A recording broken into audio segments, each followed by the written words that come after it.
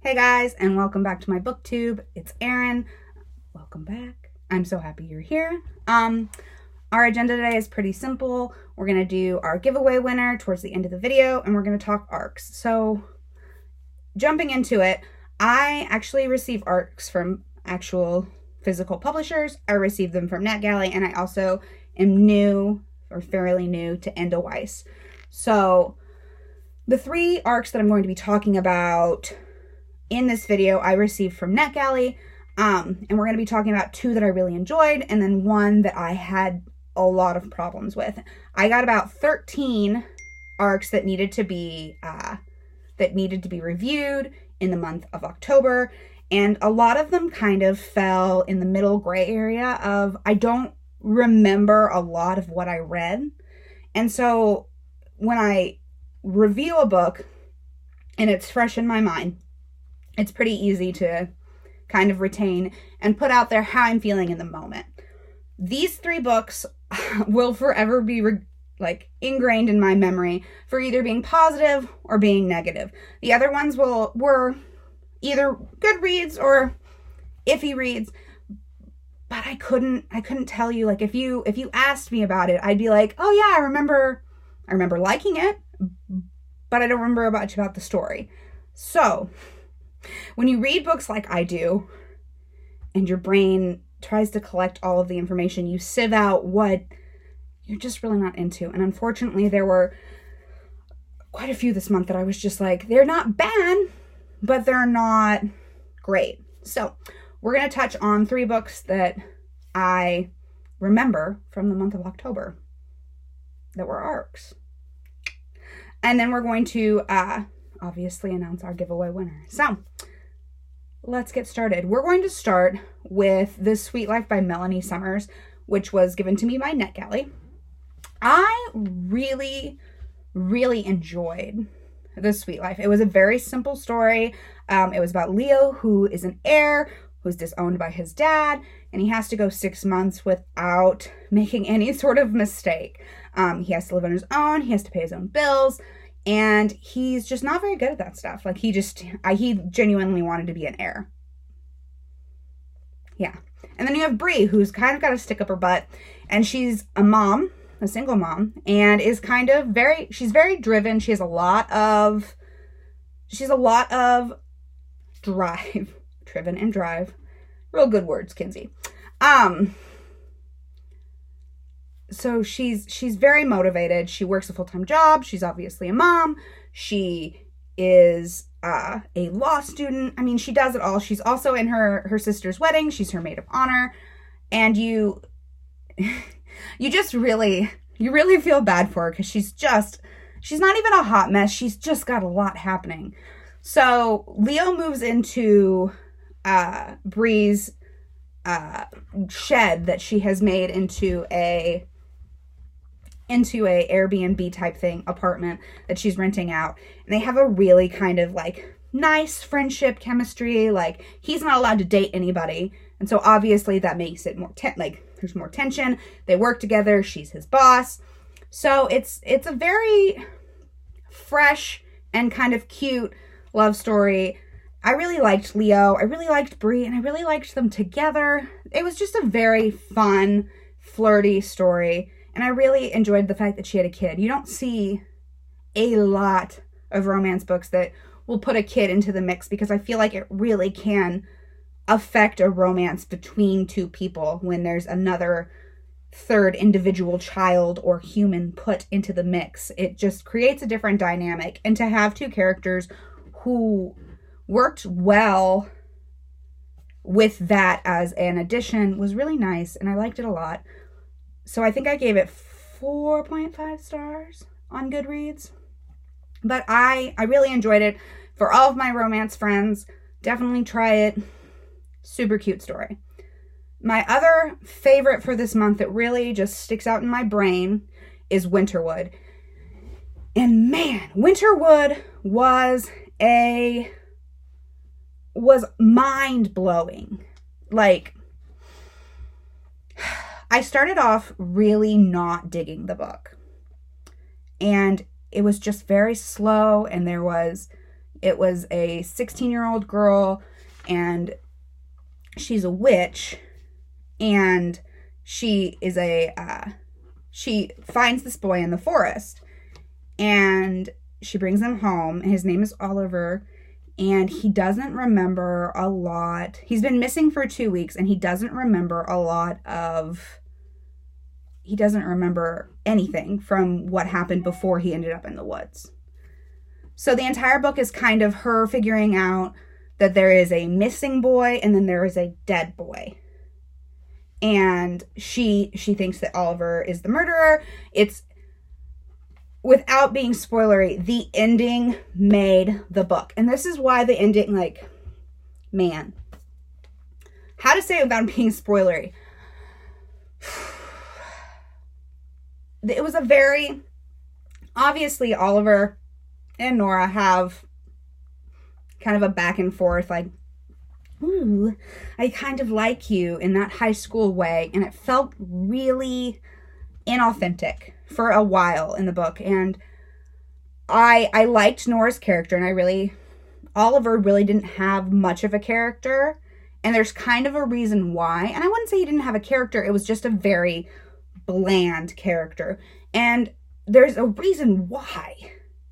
And until you find out the reason why, it's just kind of, it felt really just shallow. And as you're introduced to another girl and the group of boys, and you gather these people, and you start to kind of see the story finally take shape, it picks up, you see the things changing, and it's very dark as well.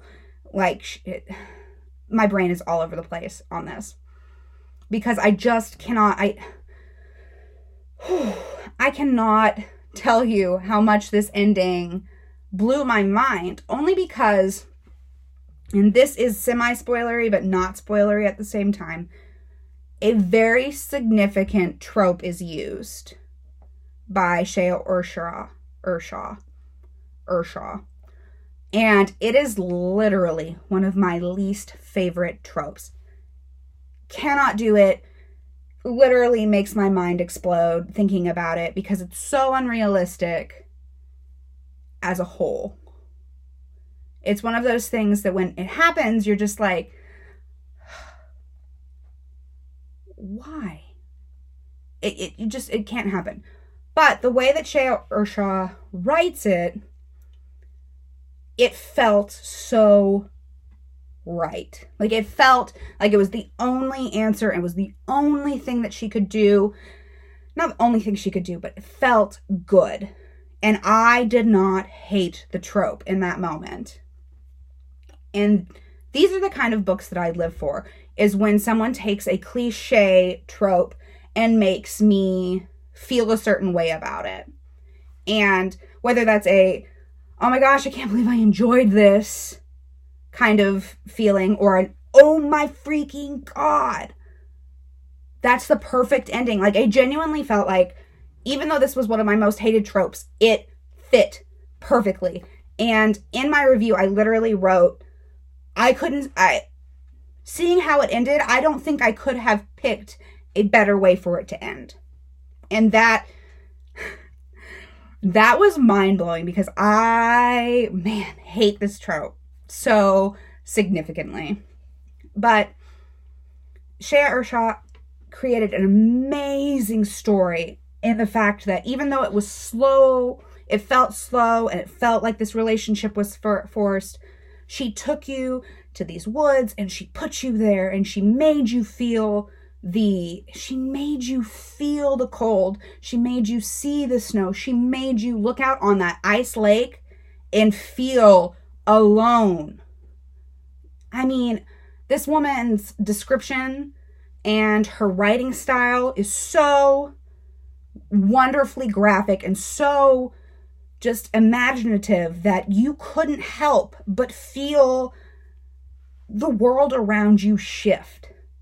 And I was in Nora's cabin, and I was in the cold woods, and I was at the boys' camp, and I was snowed in with them all. It just, even with the story being slow, I stuck around because the writing was just so freaking beautiful. Her writing, like, I cannot wait to read Wicked Deep because I haven't yet. But man, I gotta say it, I gave it a 5. I had to. It was a beautifully written story. And the ending, once you get there, it just felt right. I have nothing else to say. It was so beyond my expectations when I was reading it. So Winterwood is a definite must read. I cannot recommend it enough. It comes out November 5th. Thank you, NetGalley, for giving me the ARC. I was mind blown. And Shea Ershaw will never watch this video, but man, Shea, I cannot say enough good things about this book. I completely eat all of my words. I literally threw away my notes from reading because I was like, this makes sense now. Like, these comments that I wrote don't make sense now because of the way it ended. And this was definitely a book that I don't regret taking notes during, but I looked back and read my notes and I was like, none of these stand. So Winterwood, 5 stars, must read if you're a YA person. Great book. Great spooky read. Great witchy read. Check it out. November 5th. Pick it up. That's all I'm going to say about it. The last arc I'm going to talk about. Oh man. The last arc I'm going to talk about of this month is Ricochet by Catherine Burla.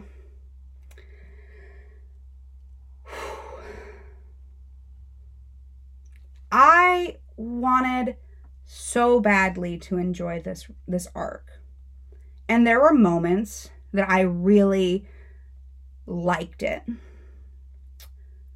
So for me to have gone so far the other way, and I think I still gave it a 3 on Goodreads and in my blog, because I didn't think it was terrible.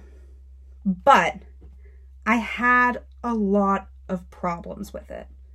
And it sticks out in my brain because I had so many issues with the multi-parallel universe thing. And my biggest issues are, there are 4 Tatianas in various, they're like 1 or 2 things have changed in each multiverse. 2 of them are Russian, or still in Russia. I believe it's Russia. I read this towards the beginning of the month. And then 2 of them are American. And one of them, her life is, like, she gets these seizures. They all get these seizures. And it's their brains trying to open up the portal to the other parallel universes. So one of the Tatianas really has no problems besides the seizure. The other American Tatiana, her dad is sick. She identifies as a lesbian, and the girl that she has a crush on doesn't know, which in the first Tatiana's version is her girlfriend. And then you have Tatiana is adopted as well in these 2 universes. In this universe, she's with her mother, like her birth mom. And then you have Tatiana, who is with her father, who is the person who is experimenting on her. And the reason why there's so many different Tatianas is because his experiment is successful. Now, this is where, like, all of this felt good. I was like, okay, I can get into this. Where it lost me was these 2 Tatianas, they cross into each other's worlds. Like, they meet each other, they know each other exist, and you see that happening. These 2 Tatianas end up meeting, crossing over, they know each other exist. You do not see these 2 Tatianas meet these 2 Tatianas until, like, the last 60 pages of the book. That felt weird. I'm like, if these 2 can connect, why can't? And obviously they can. So why wouldn't the author utilize that? So that was one thing, and I was willing to look past it because, you know, I mean, that's a very obvious, like, that's a complication. That's something that would be a whole nother kind of developmental add-on to change. Now, and this is, I'm going to try and say it without being mean. The ending of this book was so freaking annoying that I'm going to spoil it for you. And I don't even feel bad about it. So there goes being mean, because these two Tatianas, their worlds really aren't that different. Her dad dies. Second Tatiana's dad dies. He was sick. He dies. Both of these Tatianas die. After this, Tatiana 2 crosses over into their world, and they destroy all of the information about their father's experiment and kill their father.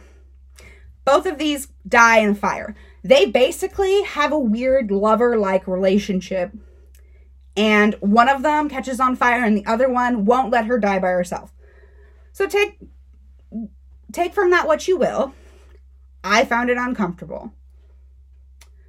This Tatiana 2, escapes from the fire. Gets home, finds out her dad is dead. Can tell that the seizures are disappearing for some odd reason. I don't know why the seizures are disappearing, but they're disappearing. So, Tatiana's dad is dead, and her and Tatiana 1 and Tatiana 2, they have one more meeting where Tatiana 1 tells Tatiana 2 that obviously no time passes in each universe. So why doesn't Tatiana 2 just come and merge with Tatiana 1? Give up her life, leave her mother, who is now a widow, alone, and just say, screw it.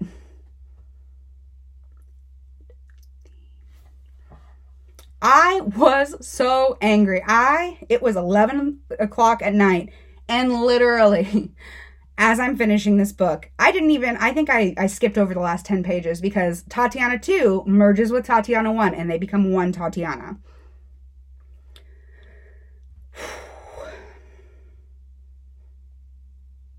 I remember being so irritated that Ryan rolls over because he's asleep and I'm finishing reading this book. Rolls over and he goes, what's wrong? And I just looked at him and I'm like, sometimes books piss me off. And that's all I'm going to say about it. So, without further ado, our giveaway winner is Minchi Chan 07. I had close to 100 entries on this giveaway, guys, and I am so beyond grateful for every single one of you. Thank you, thank you, thank you. Ellen, you are my BookTube giveaway winner. Girl, I'm so proud. I'm so pumped. This girl has entered in every single one of my giveaways that I've hosted on Instagram, and so for her to finally get a win, Ellen, I'm so very excited. Please DM me 5 books that you would like from Amazon and your address, and I will pick 3 and get them sent to you. Or you can have your one pre-order. Thank you guys for coming. I hope that this was an entertaining video for you. I hope you guys have a great rest of your day. Happy Friday. See you guys next time.